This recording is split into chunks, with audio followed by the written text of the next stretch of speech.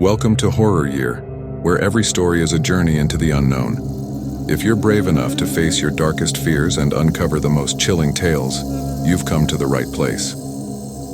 So, dim the lights, turn up the volume, and subscribe to Horror Year. Your journey into terror begins now.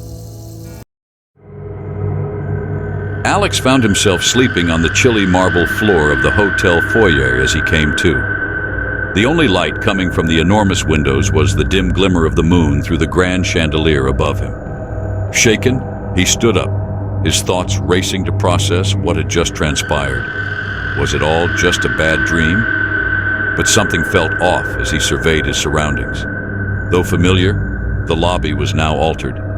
An engulfing silence hung in the air, and the formerly magnificent furniture looked even more run down, as though decades had passed in the span of a single glance. He looked at the wall clock. It remained midnight.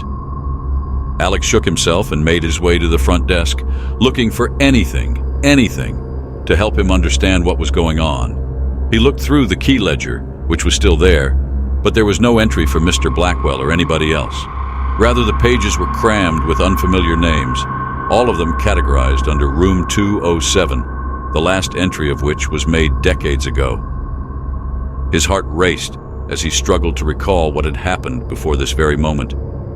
Were the dark person and the photograph in the room real? He was having trouble focusing when he heard the old elevator hum in a spooky way. He was drawn toward it by the seductive music, even though he was terrified. Slowly, the elevator doors opened to show a chamber dimly lighted by an odd illumination. The elevator sent Alex to the basement, a location she was unaware even existed, rather than the second story. The basement was damp and dark, with shelves lining the walls that held forgotten ancient items that were coated in cobwebs and dust. A solitary, weak light flickered over a massive, elaborate mirror at the far end of the room. Alex moved slowly in the direction of the mirror, drawn to it. The mirror's surface rippled as he drew nearer, giving the impression that it was composed of liquid rather than glass. The distorted reflection shifted and changed, giving the impression that something was moving beneath the surface. Abruptly, the dark silhouette from Room 207 materialized in the mirror behind him. It was already too late when Alex turned to flee. A chilly, vice-like hand sprang out of the figure's reflection in the mirror and grabbed his arm.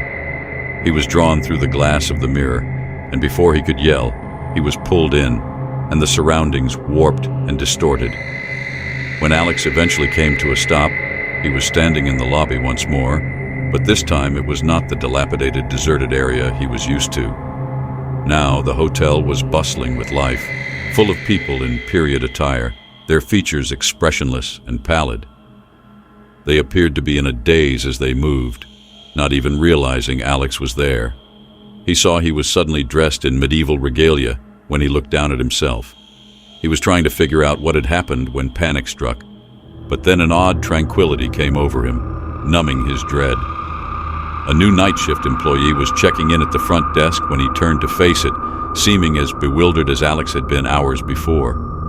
The employee looked up, and Alex saw a sly, self-aware smile that wasn't wholly his own appear on his face.